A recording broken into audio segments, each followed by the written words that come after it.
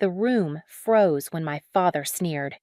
"They gave it to her for bleeding, not bravery," as the general pinned a Purple Heart to my chest. I'd survived Kandahar with shrapnel lodged in my skull, but nothing cut deeper than that insult. Then the general pulled out a sealed folder, his voice turning cold. What he revealed about my own family made the ambush look almost merciful. It didn't start with betrayal. It started with responsibility. I was 12 the first time I paid the water bill without telling anyone. Dad had been drinking again, and Mom was too busy cleaning houses to notice the red slip taped to the door. I'd hidden it, rode my bike 5 miles to the drop box, and used the babysitting money I was saving for a pair of cleats I'd never buy. That was the rhythm of my life. Quiet fixes, invisible effort, holding everything together before it cracked wide open. Dad used to say I was the strong one. Built different, he'd mutter when I helped him change the oil or lifted things Leah wouldn't touch. But when I enlisted at 17, that pride turned sour. "Oh, so you think you're better than all of us now," he barked, slamming his coffee mug down. There was no family business, just odd jobs when someone hadn't heard about Dad's temper yet, but he still acted like I'd abandoned a legacy. Mom cried, but not for the reasons I'd hoped. "I just want you to be safe," she said.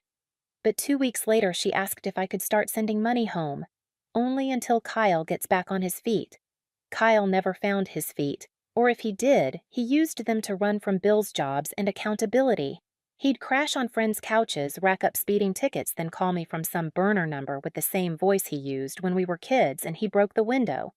Harper, don't be mad, but Leah was subtler. She framed every request as if it was for my benefit. "You'd want your niece to have a good Christmas, right? You don't want me to drop out, do you? I paid her tuition more than once." She thanked me once. Over the years, the requests piled up: rent car repairs, emergency vet bills, bail money. I sent what I could even when I was stationed overseas. I'd be crouched in a sand-blasted tent, headaches pulsing behind my eyes, trying to wire money home while listening to mortar rounds in the distance. They never asked how I was, just how fast I could help. I convinced myself it was love, that if I just gave enough, did enough, stayed useful enough, they'd see my worth. But every time I came home, it was the same. Dad scoffing at my uniform, Kyle making soldier jokes, Leah texting under the table during dinner, Mom serving meals like peace offerings while avoiding eye contact. Still, I kept showing up. Christmas, Thanksgivings, birthdays. I came in full dress blues, hoping they'd ask about my deployments, my squad, the lives I'd saved. They never did. There was a photo on the mantel, me age 14, holding a spelling bee trophy. The frame was cracked crooked. No one ever fixed it. I used to think they just hadn't noticed. But after everything that happened, I realized they noticed. They just didn't care. The Purple Heart ceremony was supposed to be the moment it all shifted. I'd imagined it dozens of times in my head, my family rising to their feet, faces soft with pride, maybe even tears in their eyes. I pictured Dad clapping the loudest, finally seeing the weight I'd carried. That fantasy kept me going on nights when the headaches pulsed too sharp to sleep, and the memories came in jagged flashes. Instead, they showed up late, shuffled to the third row, and looked bored. Dad sat stiff, arms crossed, jaw set, like he was enduring a dental exam. Kyle leaned over now and then to whisper something, smirking like he was in on some private joke. Leah's thumb never left her phone screen. And Mom. She tried. She really did. But the way she clutched her purse to her chest said more than her forced smile ever could. Like she was bracing for impact. The officers around me stood tall, their medals catching the stage lights. They nodded as names were called, as service records were read aloud, each word earned through sacrifice and fire. And still I could feel it, the chill coming off my own bloodline, the one row that wouldn't look me in the eye. Then it was my name.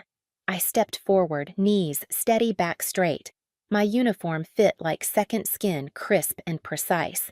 The applause that followed was warm, respectful. But I barely heard it over the rush of blood in my ears. I found the general's eyes. He gave me a nod. And just as he reached to pin the medal to my chest, the air cracked with my father's voice. They gave it to her for bleeding, not bravery. It hit harder than the blast in Kandahar. There was a ripple of discomfort through the crowd, gasps, a few murmured, "Jesus Christ," but my feet didn't move. My body locked. I didn't blink. I just stood there, the ribbon brushing my collarbone, feeling like I was drowning in my own uniform. The general didn't move either. His hand froze mid-motion pin, hovering just shy of fabric.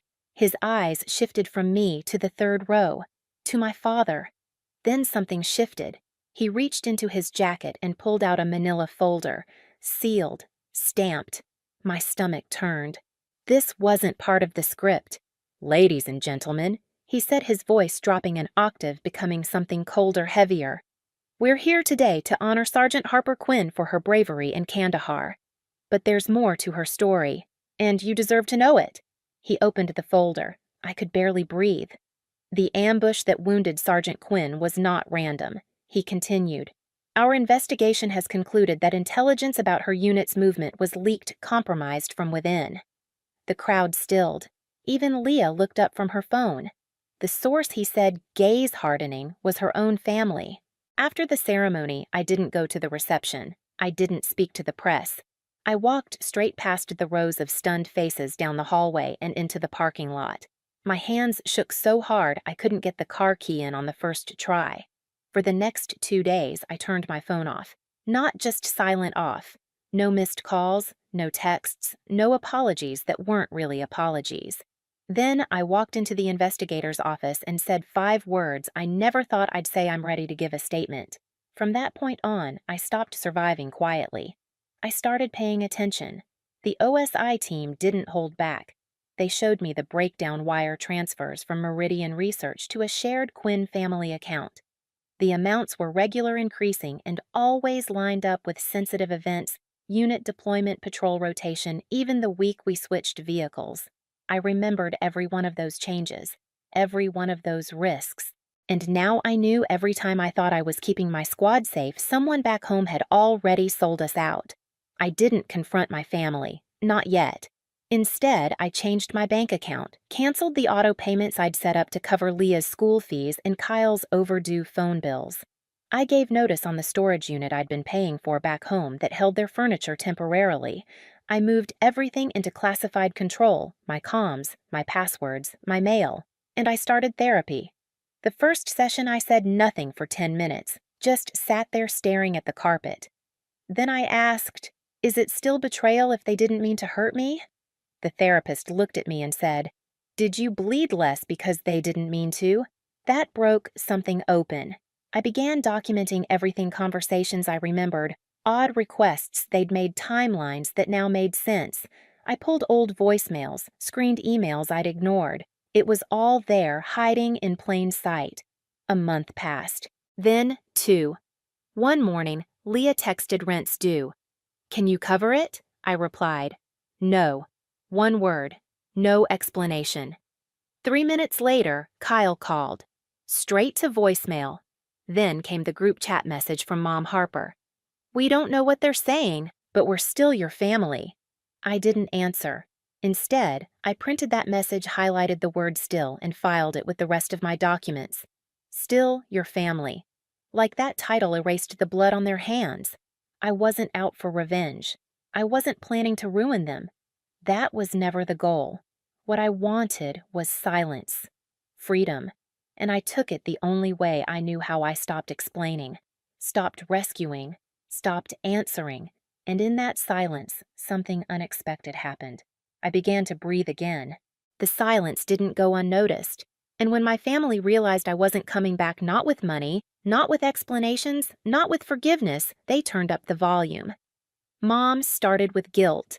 Powder blue envelopes arrived weekly, her handwriting careful, her words heavy with selective memory. "We never meant to hurt you, Harper. Families make mistakes. But this silence, it's killing us." She never mentioned the money, or the soldiers, or the general's folder. Only her pain. Kyle tried charm. He showed up outside my building one evening, leaning on the hood of a borrowed car like nothing had happened. "Come on, sis. Let's grab dinner, clear the air." I didn't answer, just walked past him and into the building. He followed me halfway to the door before saying louder than necessary, You think you're better than us now. All that uniform did was turn you cold. Leah went nuclear. She posted a long message online, just vague enough to avoid legal trouble, just pointed enough to cause damage. Some people think war gives them the right to abandon their own blood.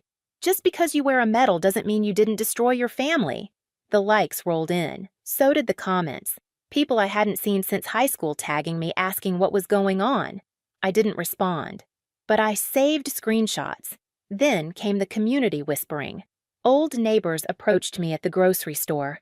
Church ladies sent me Facebook messages. Your mom's been so sad lately. Your dad hasn't left the house in days. They miss you. Why can't you just talk to them because talking had become a weapon? And I wasn't stepping back onto that battlefield. The real breaking point came 3 months after the ceremony.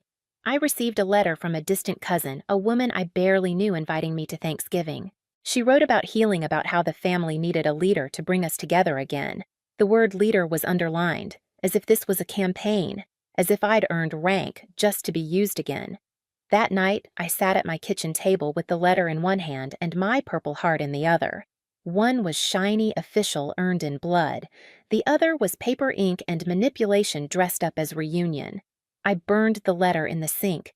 They'd tried everything: guilt, shame, nostalgia, smear tactics, sympathy campaigns. But I'd changed. I didn't flinch when they cried, didn't explain when they lashed out, didn't reply when they said I was the one who broke the family, because I finally understood something that had taken me 29 years and a near-death experience to learn. The family that betrays you doesn't get to demand access just because they feel bad about it later, especially when the regret is mostly about losing what you gave them, not losing you. Silence is powerful, but it's also provocative. When I cut off the money, the explanations, and the late-night rescues, my family didn't retreat, they regrouped. And what followed wasn't apology. It was war. Mom's campaign began with guilt. Letters in soft blue envelopes, her handwriting curling like smoke. We all make mistakes, Harper. Families forgive. Don't let pride ruin us. But the words never touched the truth. Not one mention of money wired from Meridian Research, not one acknowledgement of soldiers who never made it home.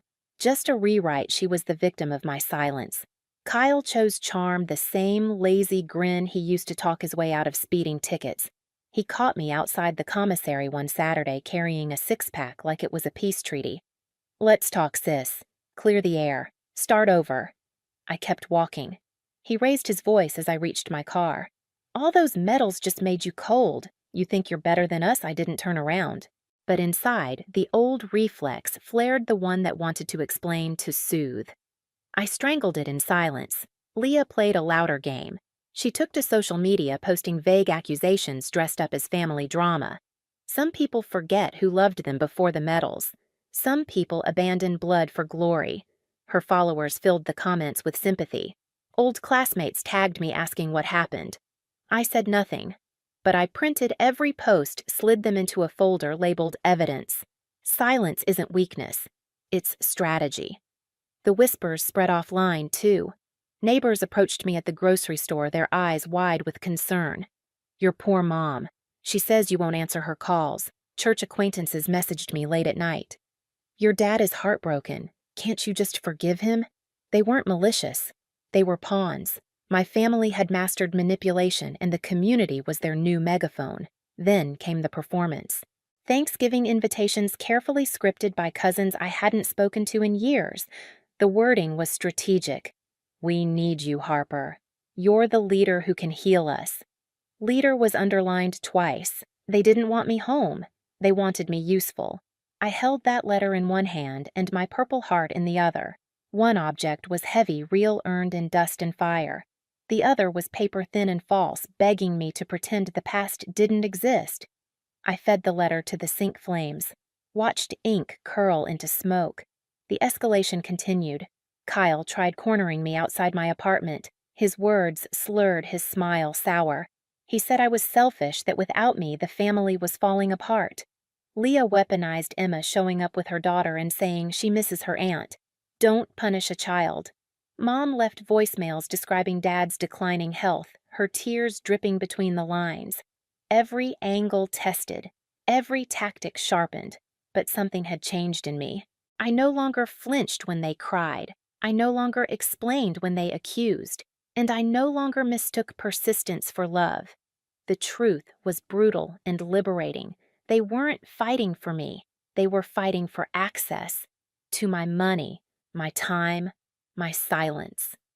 And for the first time in my life, I didn't give it to them. 5 years later, I stood in the same hall where everything had shattered. The polished wood, the echo of footsteps, the hum of quiet anticipation, it all came back like a ghost replay. But this time, I wasn't receiving a medal. I was giving a lecture. Captain Harper Quinn assigned to train younger officers on operational security. My story had become a case study. I told them what no one ever wants to believe. Sometimes the threat doesn't wear a uniform. Sometimes it shares your last name. The room went still, faces fresh with youth eyes, wide with disbelief. I remembered being their age, certain blood meant safety. I watched realization ripple through them, and I knew my scars weren't just mine anymore. They were a warning.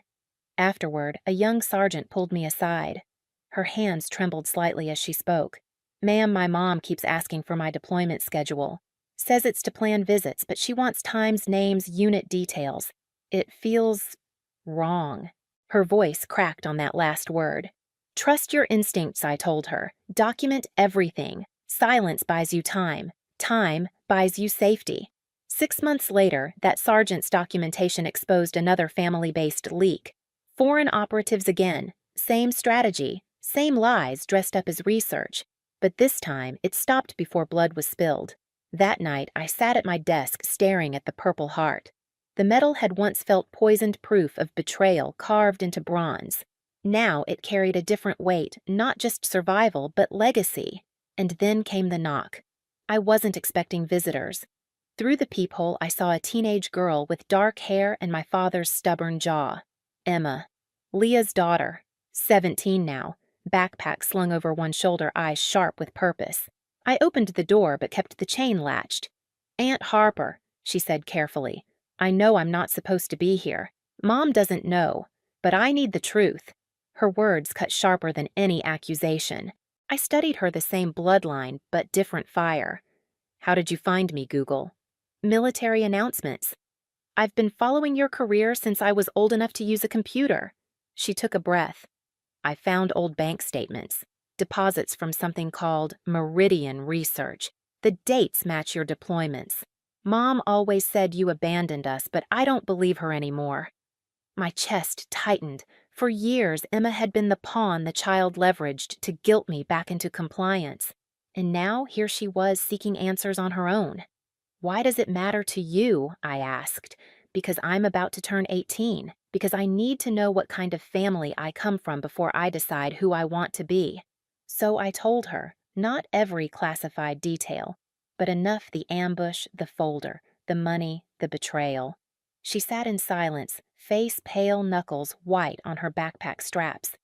When I finished, she whispered, "They said you were cold, that you destroyed the family, but you were the one they destroyed." I nodded once. Emma's eyes burned with something fierce. "I don't want to be like them. I want to be better. I want to serve, not for penance for myself. So one day someone can say I did something that mattered." For the first time in years, I felt something other than grief when I looked at family. I felt possibility. "Write to me," I said finally. "I can't promise I'll always answer, but I'll always read." She smiled, a small, shaky thing, but real. And in that moment, I saw the echo I never expected, not a repetition of betrayal, but a chance to break the cycle. The Purple Heart still sits on my desk. For years, it felt like a shackle reminding me not only of Kandahar, but of the people who sold me out to my enemies. Now it's different. It's proof that I survived both kinds of battle, the one fought with bullets and the one fought with blood ties. Cutting my family off wasn't the hardest part. It was rebuilding something in the empty space they left behind. I had to learn that boundaries aren't cruelty, that loyalty without respect isn't love. That survival sometimes means choosing yourself, even when the world calls you selfish. The family I lost has been replaced by one I chose. Brothers and sisters in uniform, friends who know that trust is earned, not inherited. Commanders who see me not as a paycheck or lifeline, but as a soldier and a leader. These people show up not because they have to, but because they want to. That's the difference.